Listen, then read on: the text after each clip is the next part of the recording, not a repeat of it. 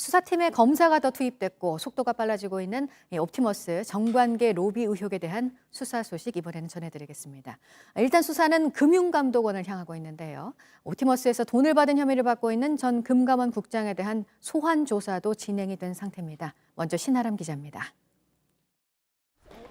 한 남성이 법원 청사를 황급히 빠져나갑니다. 취재진을 피해 주차장으로 달려갑니다. 받으신 적 있으세요?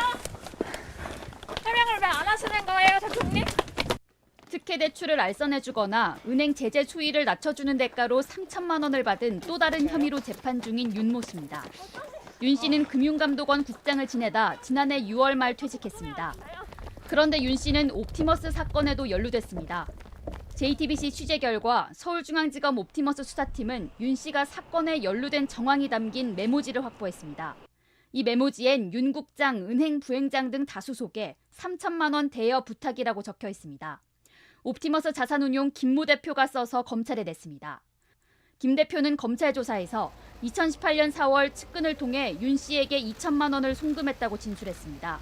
또 윤 씨 소개로 시중은행 부행장과 전무, 자산운용사 대표를 소개받았다고도 했습니다.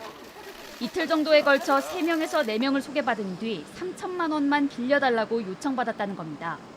2천만 원을 보낸 뒤 1천만 원 정도 더 빌려달라는 요청을 받았지만 거절했다고도 했습니다.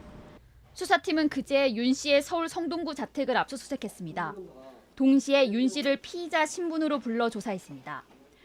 윤 씨의 행적이 단순히 소개에 그친 것인지 옵티머스 경영진과 금융권 등 인사를 연결하는 로비 창구로 역할했는지는 검찰 조사에서 밝혀질 것으로 보입니다. JTBC 신아람입니다. 네, 이 금감원 전 국장뿐만 아니라 또 다른 전직 간부도 또 옵티머스에 도움을 준 것으로도 확인이 됐는데요. 이 옵티머스에 대한 금감원 현장 검사에서 있었던 일들도 또 보면 의심이 되는 부분들이 있습니다. 이상엽 기자입니다. 서울 강남구 삼성동에 있는 D빌딩입니다. 최근까지 이 건물 1층에 옵티머스 자산운용 본사가 있었습니다. 지난 6월 19일 금감원 자산운용 검사팀이 이곳에 현장 검사를 나갔습니다. 하지만 중요 자료들을 거의 확보하지 못했습니다. 그럴 만한 이유가 있었습니다. 옵티머스 경영진이 미리 빼돌렸기 때문입니다. 이 건물의 관리인은 옵티머스 직원이 자료를 사무실 밖으로 옮기는 걸 봤다고 금감원 검사팀에 전한 걸로 파악됐습니다. 현장 검사 직전이었습니다. 당시 검사팀은 금감원 검사와 검찰 수사에 대비해 치밀하게 준비했다는 걸 현장에서 확인했다고 했습니다. 옵티머스 경영진이 제3의 장소에 증거를 숨긴 정황도 포착됐습니다. 본사가 있는 1층에 함께 입주한 화장품 업체 C사의 사무실입니다. 옵티머스와 무관한 곳입니다. 출입증이 있어야 들어갈 수 있어 내부에선 비밀 사무실로 불렀습니다. 이 건물 4층엔 H 법무법인이 들어와 있었는데 하자 처리방이라고 불렀습니다. 주요 증거를 여기에도 감춘 걸로 확인됐습니다. 앞서 4월 말부터 한 달 동안 옵티머스는 금감원으로부터 서면 검사도 받았습니다. 당시에도 제출된 자료가 허술하고 오류가 많았던 걸로 전해집니다.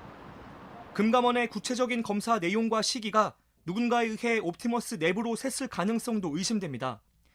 JTBC가 보도한 옵티머스의 회의 주제라는 제목의 문건에도 금감원과의 딜, 압수수색 시나리오 같은 내용이 등장합니다.